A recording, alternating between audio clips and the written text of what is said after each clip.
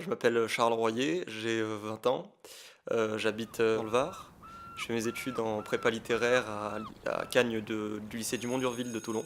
Ma mère est d'origine corse et le fait d'être corse dans ma famille a une certaine incidence, certaines répercussions. Il y a eu une espèce de représentation patriarcale de l'homme qui décide, qui est ceci, qui est cela, qui est le centre en fait, comparé à la femme qui est plutôt dominée et qui doit rester derrière, même si c'est pas vraiment dit comme ça, même si nous, dans les générations, donc mes cousins, mon frère, ma sœur, nous on essaie de remédier à ça parce que on en est conscient et même si on le dit pas, pour nous c'est quelque chose qu'il faut supprimer. Venons de nos mères les vengeresses. On voit qu'il y a une certaine limite au progrès dans le sens où la classe politique, ne serait-ce qu'à l'Assemblée nationale, les députés, à chaque fois qu'une femme prend la parole, le nombre de fois où une femme a été sifflée, a été critiquée, ou alors il y a eu des insultes misogynes, Mesdames et messieurs les députés, mais surtout messieurs, visiblement. c'est hallucinant de voir que c'est la classe politique, c'est nos dirigeants, ceux qui en sont encore à véhiculer un peu ces préjugés, ces clichés. Les femmes aussi peuvent véhiculer des clichés sur elles-mêmes, en fait. Donc certaines personnes de la classe politique, comme par exemple les Le Pen actuellement, que ce soit Marion Maréchal en région PACA ou Marine qui se présente à la présidence, elles ne sont pas, je pense, garantes du progrès. Étant donné que même dans leurs idées sur tout le reste, elles transportent un caractère arriéré. Ce qu'elle dit, Marine, on a l'impression de retenir dans les années 30. C'est la même situation, hein, vraiment, hein. Même si elle veut le pouvoir, je ne pense pas qu'elle fera vraiment quelque chose pour améliorer la condition des femmes.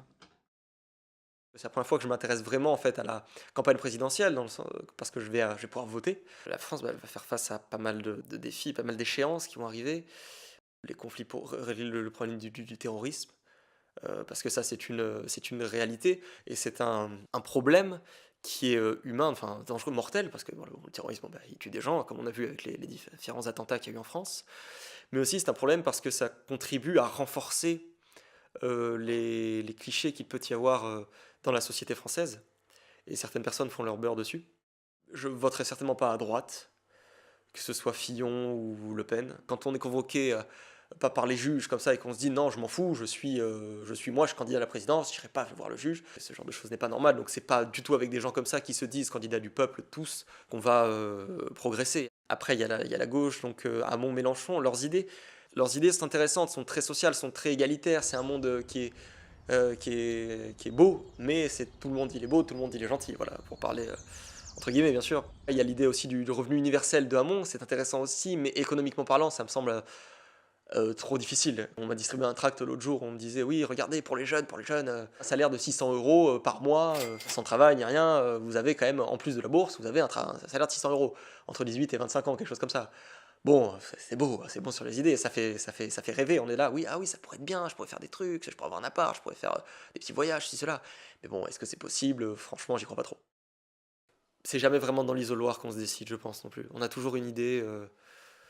Voter dans l'isoloir, ça fait un peu voter au pif, je pense. Ça fait très aléatoire, j'ai l'impression. Alors, bon, lui, c'est voter par rapport à un ressenti, pas par rapport à un ressenti immédiat. Ce serait même, je pense qu'il y a même un ressenti par rapport à une affiche. On peut voir l'affiche, on voit l'affiche, elle nous parle pas. On va se dire, ah tiens, oui, lui, oh, j'avais envisagé voter pour lui, ah mais il me plaît pas trop. Enfin, même inconsciemment, ça peut être comme ça. Je pense qu'il y a quand même ce côté-là à prendre aussi en compte, hein. Et non, dans l'isoloir, je pense que je vais pas voter, je pense que je saurai avant pour qui je vais voter.